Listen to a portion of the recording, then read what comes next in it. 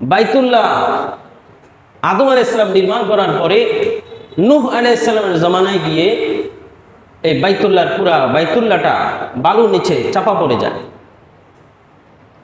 বাইতুল্লাহ নিচে চাপা পড়ে যায়। হযরতে ইব্রাহিম আলাইহিস সালামকে জিবরাইল এসে এই বাইতুল্লাহর পুরা ম্যাপটা দেখাই দিলেন, আপনি এর উপরে আল্লাহর জন্য একটা ঘর নির্মাণ করেন। সুবহানাল্লাহ। লম্বা ইতিহাস। হযরতে ইব্রাহিম আলাইহিস সালাম ইসমাইলকে নিয়ে, তখন ইসমাইলের বয়স 14 থেকে 17 এই বয়সটার মতো, বা 18 বছর। ইসমাইল আলাইহিস সালামকে নিয়ে এই বাইতুল্লাহ নির্মাণ করলেন। বাইতুল্লাহ নির্মাণ, ইসমাইল পাথর নিয়ে আসেন, হযরতে ইব্রাহিম আলাইহিস সালাম দেওয়ালের মধ্যে সেট করে দেন। এক পর্যায়ে যখন তারা তাদের বডি যতটুকু উঠতে পারে অতটুকু করলেন, এর উপর উঠতে পারে না, তখন হযরতে ইব্রাহিম আলাইহিস সালামের জন্য এক বিশেষ পাথর ছিল, ওই পাথরের মধ্যে যখন তিনি পা দিতেন তখন ওনাকে নিয়ে লিফটের মতো ওই পাথরটা উপরের দিকে উঠত। সুবহানাল্লাহ। আর ইব্রাহিম আলাইহিস সালাম পাথরটা দেওয়ালে সেট করে দিতেন। এভাবে করতে করতে পুরা বাইতুল্লাহকে নির্মাণ কমপ্লিট করলেন। কমপ্লিট করার পরে ইব্রাহিম আলাইহিস সালাম আল্লাহর কাছে দোয়া করলেন, وَإِذْ يَرْفَعُ إِبْرَاهِيمُ الْقَوَاعِدَ مِنَ الْبَيْتِ وَإِسْمَاعِيلُ وَإِذْ يَرْفَعُ إِبْرَاهِيمُ الْقَوَاعِدَ مِنَ الْبَيْتِ وَإِسْمَاعِيلُ رَبَّنَا تَقَبَّلْ مِنَّا إِنَّكَ أَنْتَ السَّمِيعُ الْعَلِيمُ। হযরত ইব্রাহিম এবং ইসমাইল আলাইহিস সালাম বাইতুল্লাহ নির্মাণ কমপ্লিট করার পরে আল্লাহর কাছে দোয়া করতেছে, রব্বানা তাকাব্বাল মিন্না ইন্নাকা আনতাস সামিউল আলিম। ও মহাজ্ঞানী মহাশ্রোতা আল্লাহ, আপনি আমাদের পক্ষ থেকে বাইতুল্লাহর নির্মাণ কাজকে কবুল করে নেন। সুবহানাল্লাহ। আমাদের পক্ষ থেকে এই নির্মাণ কাজটাকে আপনি কবুল করে নেন। এই বাইতুল্লাহ নির্মাণের পিছনে আমাদের কোনো স্বার্থ নাই, শুধু আপনার রেজামন্দির জন্যই আমরা এই বাইতুল্লাহ নির্মাণ করেছি। সুবহানাল্লাহ। দেখেন, আল্লাহর ঘর আল্লাহর নির্দেশে নির্মাণ করার পরেও আবার কবুলিয়তের জন্য দোয়া করতেছে কার কাছে? আল্লাহ তাআলার কাছে। এই জন্য প্রত্যেকটা নেক কাজ করার পরেও এটা কবুলিয়তের জন্য দোয়া করতে হবে কার কাছে? আল্লাহ তাআলার কাছে। মসজিদ নির্মাণ করতেছি, এই মসজিদ নির্মাণ করার পরেও আল্লাহর কাছে বেশি বেশি দোয়া করা, আল্লাহ তুমি তোমার এই ঘরটাকে কবুল করে নাও। মসজিদ হলেই যে সেটা একেবারে জান্নাতি হয়ে যাবে, মসজিদ হলেই যে কবুল হয়ে যাবে না। মসজিদ হওয়ার পরে আল্লাহর কাছে দোয়া করা, আল্লাহ আমাদের এই ছোটখাটো মেহনতকে আপনি কবুল করে নেন। মসজিদ নিয়ে গর্ব হচ্ছে, এখন কোটি কোটি টাকা মসজিদের পিছনে খরচ করতেছে, কোটি কোটি টাকা। গর্ব করে আমাদের মসজিদে এই টাইলস লাগাইছি, ওই টাইলস লাগাইছি, এই এসি লাগাইছি, এটা লাগাইছি, সেটা লাগাইছি, আমাদের মসজিদ এত বিশাল।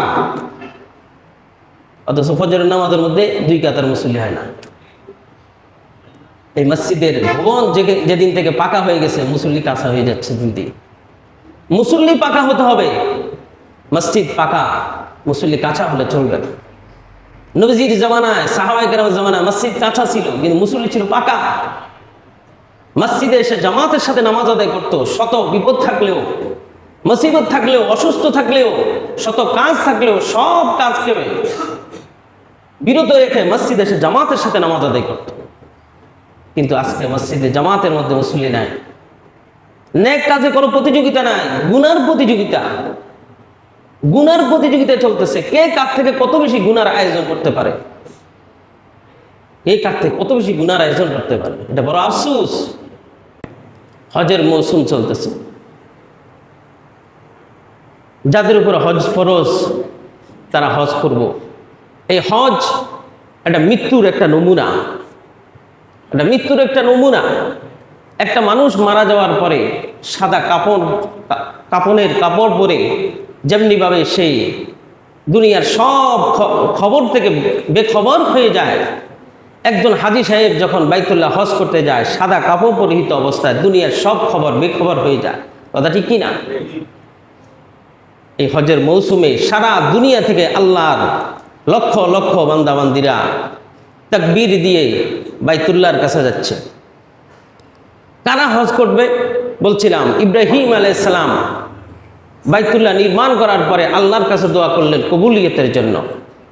আল্লাহ তাআলা ইব্রাহিম আলাইহিস সালামের দোয়াকে কবুল করলেন, বলেন সুবহানাল্লাহ। আল্লাহ তাআলা বললেন ওয়াজ্জিন আলান নাসি বিল হজ, ইব্রাহিম আপনি এই বাইতুল্লাহ আপনার নির্মাণিত এই বাইতুল্লাহ হজ করার জন্য এলান দিয়ে দেন, আজান দিয়ে দেন, ঘোষণা দিয়ে দেন। ইব্রাহিম আলাইহিস সালাম বললেন আমার এই মরু প্রান্তরে আমি ঘোষণা দিলেই আমার সাউন্ডটা কে পাবে, এই আওয়াজটা কার কাছে পৌঁছবে? আল্লাহ তাআলা বললেন নবী আপনি ঘোষণা দেন, আওয়াজ পৌঁছার দায়িত্ব আমি আল্লাহ। সুবহানাল্লাহ। তাফসীর ইবনে কাসিরের মধ্যে লিখতেছে যখন হযরতে খলিলুল্লাহ ইব্রাহিম আলাইহিস সালাম হজের আহ্বান করলেন, এই আওয়াজটা আল্লাহ তাআলা পৃথিবীর প্রান্তে প্রান্তে পৌঁছায় দিলেন। সুবহানাল্লাহ। শুধু প্রান্তে প্রান্তে নয়, যে বাচ্চাটা মায়ের পেটে ছিল সেও শুনতে পেরেছে। সুবহানাল্লাহ। এমনকি আলমে আরওয়াহ রূহ জগৎ পর্যন্ত ইব্রাহিম আলাইহিস সালামের সেই হজের আহ্বানের আওয়াজ পৌঁছে গিয়েছে। সুবহানাল্লাহ। এবং যে যেখানে ছিল এই ডাকার সাথে সাথে যে যেখানে ছিল যখন লাব্বাইক বলছেন, যার জবান দিয়ে লাব্বাইক বের হয়েছে সে অবশ্যই জীবনে একবার হলো হজ করবে। সুবহানাল্লাহ। একবার হলো হজ। এই জন্য হাজী সাহেবরা যখন বাইতুল্লাহ যায় তারা কি বলে? লাব্বাইক আল্লাহুম্মা লাব্বাইক লাব্বাইক লা শারীকা লাক লাব্বাইক ইন্নাল হামদা ওয়ান নি'মাতা লাক ওয়াল মুলক লা শারীকা লাক। আল্লাহর বান্দারা এইভাবে তালবিয়া করে তাকবীর বলে, উপস্থিত ও আল্লাহ আমি উপস্থিত, তোমার কোনো শরীক নাই, সমস্ত প্রশংসা তোমার জন্য, সমস্ত রাজত্ব তোমার জন্য, লা শারীকা লাক, এই ব্যাপারে অন্য কারোর কোনো শরীক নাই। এভাবে আল্লাহর বান্দারা তাকবীর বলতে বলতে সম্পূর্ণ কাফনের কাপড়ের মতো সাদা কাপড় পরে বাইতুল্লাহ তওয়াফ করে মৃত্যুর ভয় আখিরাতের ভয় অন্তরে ধারণ করে হজ করে।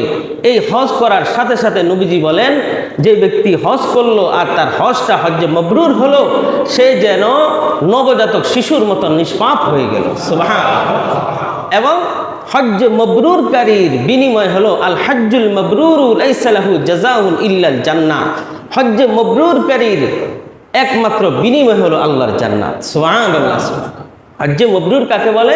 যেই হজ আল্লাহ তাআলা কবুল করে নিয়েছেন, হজ কবুল করছেন, তার আলামত কি?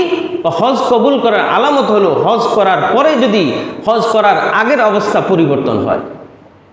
হজ করার আগে সে বিভিন্ন ধরনের গুনায় লিপ্ত ছিল, নামাজ পড়তো না, হজ করার পরে নামাজ পড়ে। হজ করার আগে বেপর্দায় চলতো, হজ করার পরে পর্দা করে। হজ করার আগে সুদ খেত, হজ করার পরে সুদ খায় না, ঘুষ খায় না, জেনা করে না, গান বাদ্য শুনে না। তার মধ্যে আল্লাহর ভয় এসে গেছে, আমলের মধ্যে জুড়াই দিছে, বুঝতে হবে তার হজ আল্লাহর দরবারে কবুল হয়েছে। আল্লাহ পাক আমাদের সকলকে হজ্জে মবরুর করার তৌফিক দান করেন, আমিন। যে সমস্ত ভাইয়েরা বোনেরা হজ করতে গিয়েছে তাদের জন্য দোয়া করব, আল্লাহ তাআলা যেন তাদের হজকে কবুল করে, বলেন আমিন। এবং আমরা আমাদের মধ্যে থেকে যে সমস্ত হাজী সাহেবরা হজ করেছেন আল্লাহ তাআলা যেন তাদের হজকে কবুল করে, বলেন আমিন। এবং তারা যেন আরো বেশি বেশি হজ করতে পারে এই জন্য দোয়া করবো, বলেন আমিন। আমরা যারা হজ করতে পারি না আল্লাহ তাআলা যেন জীবনে একবার হলো হজ্জে বাইতুল্লাহ এবং জিয়ারতে নবী সাল্লাল্লাহু আলাইহি সাল্লাম করার তৌফিক দান করেন, আমিন। ওয়া আখির দাওয়ানা আলহামদুলিল্লাহি রাব্বিল আলামিন।